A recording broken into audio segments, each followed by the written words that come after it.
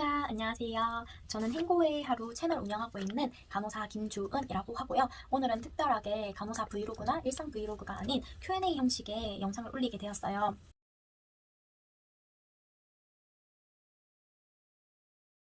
제가 인스타 DM으로 부탁 하나를 받았어요. 경인여자대학교 1학년 21학번 정하경 학생이 저한테 인스타 메시지로 교수님께서 간호사를 인터뷰해오라는 과제를 내주셨는데 주변에 아는 간호사가 없다. 그래서 저한테 부탁을 한다라고 메시지가 와서 제가 흔쾌히 제 학생 때의 기억도 나고 해서 해주겠다라고 했습니다.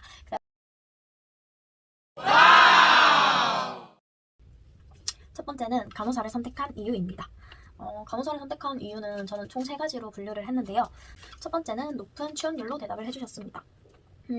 간호사가 취업률이 높아요. 그거는 사실이고, 그리고 입시 기간 되면은 많은 대학교들 앞에 취업률 97%, 취업률 98% 이렇게 플랜카드 많이 붙여져 있는 걸 보셨을 텐데, 작은 지역이든 큰 지역이든 뭐 작은 병원이든 큰 병원이든 간호사가 다 너무 부족해가지고 많이 뽑으려고 하고 있어서 취업률이 높을 수밖에 없어요. 근데 취업률이 높은데 반해 또 퇴사율도 되게 높다는 거 알아주셨으면 좋겠고, 3교대 하는 게 쉽지가 않아서 그런 거에 익숙하지 않으신 분들은 많이 퇴사를 하시는 것 같더라고요. 그리고 뭐 체력이라든지 뭐 밸런스 리듬이 뭐 깨진다든지 이런 것 때문에 퇴사하시는 분들도 많이 봤고, 크게는 그냥 나랑 안 맞아서 이렇게 퇴사하시는 분들도 많이 봤어요. 근데 그만큼 다시 재취업이 쉽다는 것도 장점이고, 단점은 뭐 좀 생체 리듬이 깨지니까 퇴사율도 높다는 거 알아주셨으면 좋겠고, 두 번째는 주변 지인이나 가족들의 추천으로 저 같은 경우에는 늦게 공부를 시작한 터라 내신 성적이 다 정해지고 난 다음에 진로 상담을 했었어요. 그래서 많은 선생님들이랑도 진로 상담을 했었었는데 뭐 내신 맞춰가면 되지라고 해가지고 되게 많은 추천을 받았었거든요. 직업이나 뭐 학과나 이것저것 많이 추천을 받았었는데,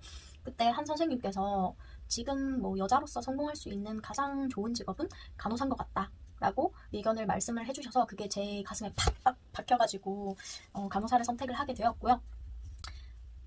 다시 한번 그 선생님께 감사드립니다. 세 번째는 어렸을 때 좋은 기억 때문에, 어른 할머니 할아버지 분들이 병원에 입원해 있었을 때 간호사의 모습을 보고 도움을 많이 받아서 다른 사람들한테 또 다시 돌려주고 싶다는 마음이 들어서 간호사를 선택했다고 하시는 선생님들도 많았어요. 그래서 저는 이 3가지 이유를 말씀드릴게요.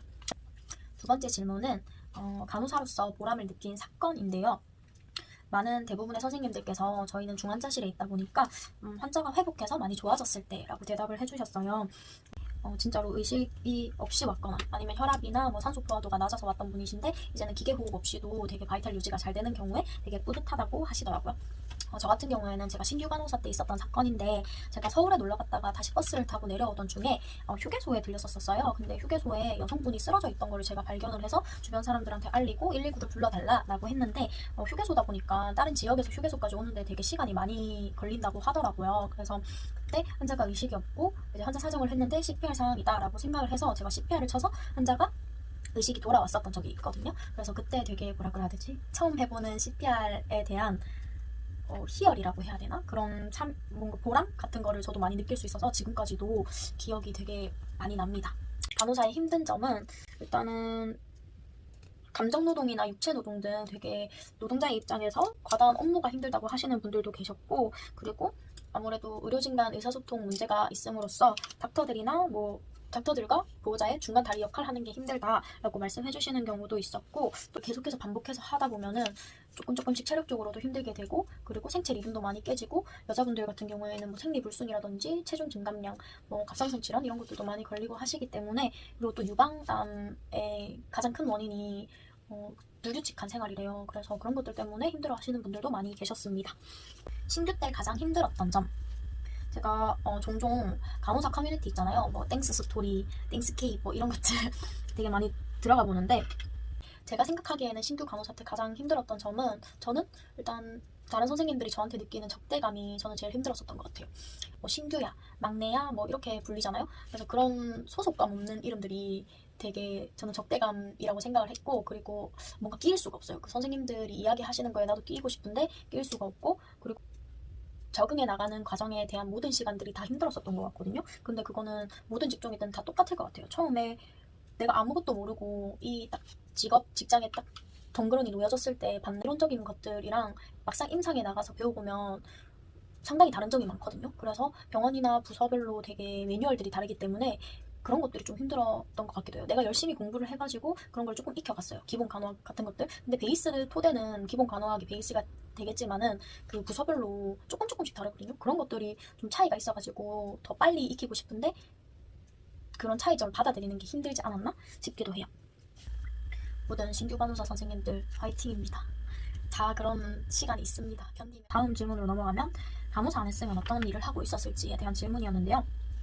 어떤 선생님은 국어 선생님, 책 읽는 거나 글 쓰는 거 좋아해가지고 국어 선생님이 되고 싶었다라는 선생님도 있었고, 저 같은 경우에는 꿈이 너무 많아가지고 하고 싶은 게 너무 많아가지고 고민이 많이 되긴 하지만 지금은 생각을 해보면 아마 그냥 일반 회사에서 일반 회사원으로 일하고 있었지 않았을까 싶어요. 저는 뭐 주체적인 성격은 아니라서 뭐 스타트업이라든지 그런 창업을 하기는 힘들었을 것 같고 그냥 스펙을 쌓고 공부를 해서 일반 회사에 들어가서 일을 하고 있었지 않았을까 생각이 듭니다.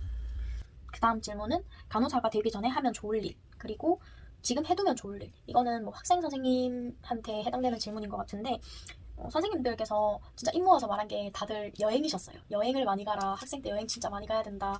라고 많이 이야기를 해주셨는데 여행이 아무래도 저희가 3교대를 하다 보니까 지금 다른 사람이랑 시간 맞추는 게 너무 힘들다 보니까 지금 이 시기 때 여행 많이 가는 게 좋을 것 같고 저희는 1년 365일 24시간 쉬지 않는 직업을 가지고 있다 보니까 남들이 놀러 갈 때 저희도 놀러 갈 수 없어요. 근데 그 대신 남들이 일할 때 저희는 놀러 갈 수 있다는 장점이 있죠. 근데 코로나 때문에 해외여행은 좀 잘 안 가고 있으니까 국내 여행이라도 좀 많이 갔으면 좋겠다고 이야기를 해주셨고 그리고 3교대를 하다 보면은 체력 소모가 되게 심하고 그리고 간호사가 은근히 힘쓰는 일이 되게 많아요. 그래서 운동 하나쯤은 배워놔도 괜찮을 것 같다. 취미로든 아니면 뭐 체력 기르기 용으로든 운동 하나 배워놓으면은 간호사한테는 되게 좋을 것 같다고 말씀해 주셨고 그리고 틈틈이 기본 간호도 공부 많이 해보고 뭐 유튜브에 보면은 실제로 임상에서 간호사들이 어떤 일을 하는지 다큐처럼 해가지고 나온 영상들이 되게 많아요. 아무래도 브이로그보다는 그런 것들이 더 도움이 많이 되니까 그런 것들 찾아보면서 계획을 세워보는 것도 괜찮을 것 같다고 대답해 주셨어요. 그 다음 질문은 앞으로의 계획은 어떻게 되시나요? 였는데 제가 지금 간호사 유튜버로 시작을 한 건 아니지만 이 직업을 가지고 있으면서 많은 간호 학생들이나 많은 간호사 선생님들이 제 영상을 봐주시는 것 같은데요. 근데 도움이 진짜 됐으면 좋겠기는 하거든요. 근데 아무래도 병원 특성상 환자들 개인정보 때문에 일하는 모습을 많이 담지는 못해서 그런 모습보다는 그냥 제 재밌는 모습을 많이 봐주시면서 저도 행복하고 여러분들도 행복할 수 있는 그리고 행복 그냥 전할 수 있는 그런 유튜버가 좀 되고 싶다는 계획을 가지고 있고 그리고 또 간호사로서도 성공하지는 못하더라도 그냥 꾸준히 제 길 열심히 갈고 닦으면서 직업을 사랑하면서 살아갈 수 있게끔 그렇게 노력을 해보려고 하고 있습니다. 후배들에게 하고 싶은 말. 먼저 많은 선생님들이 말씀을 해주셨는데 첫 번째 선생님, 본인에게 진짜 맞는 일인지 잘 생각해보고 간호사로서 계획을 미리 또 고민해보고 임상에 입문하세요. 돈만 보고 하기는 힘든 직업이에요. 라고 전해주셨고 또 두 번째 선생님은 3교대가 생각보다 힘드니까 미리미리 체력 관리를 해두도록 몸이 힘들다 보니까 좀 체력적으로 지쳤을 때 다른 일을 찾게 되는 것 같다. 그래서 이 일을 꼭 하고 싶으면은 운동이라든지 체력 관리를 꾸준히 해서 지치지 않는 간호사가 되었으면 좋겠다. 라고 말씀을 해주셨고 그리고 세 번째 선생님은 공부를 열심히 해가지고 조금 더 준비되어 있는 간호사가 되었으면 좋겠다라고 말씀을 해주셨고 네 번째 선생님은 아직 어리고 그리고 길은 되게 많으니까 진짜 힘들다 싶을 정도로 너무 스트레스를 받으면 진짜 이건 아니다라는 생각이 들 정도면 다른 적성을 찾아보는 것도 나쁘지 않다. 대학이 끝이 아니다 라고 말씀을 전해주셨고 제가 개인적으로 이제 하경학생을 비롯한 학생 선생님들이나 신규 간호사 선생님들한테 해주고 싶은 이야기는 지금 선택한 이 길이 꽃길인지 흙길인지 고민 많이 하고 있을 것 같아요. 근데 저는 시간은 계속 흐르는 것처럼 흙길이어도 다 저마다 의미가 있다고 생각하기 때문에 힘들어도 이 직업이 너무 하고 싶다면 절대 포기하지 말고 꼭 노력해서 이루었으면 좋겠어요. 그리고 직업이 다가 아니라고 생각을 했으면 좋겠는 게 공부를 하는 와중에도 놀고 싶다라고 생각이 들면 놀아도 괜찮아요. 그 다음날에 더 열심히 하면 되고 내가 할 수 있는 그 선에서 최선을 다하면 저는 됐다고 생각하거든요. 그래서 내가 제일 중요하고 내가 있고 직업이 있고 내가 있고 직장이 있다는 것을 꼭 기억해가지고 너무 크게 스트레스 받지 않았으면 좋겠어요. 아무래도 하경학생의 제출 기간에 맞추다 보니까 궁금했던 점들도 많을 것 같거든요. 그래서 하경 학생한테는 또 개인적으로 질문 더 추가로 받을 거 있으면 받아보고, 그리고 다음번 영상에서는 더 준비를 많이 해가지고 영상 올리도록 할 테니까요.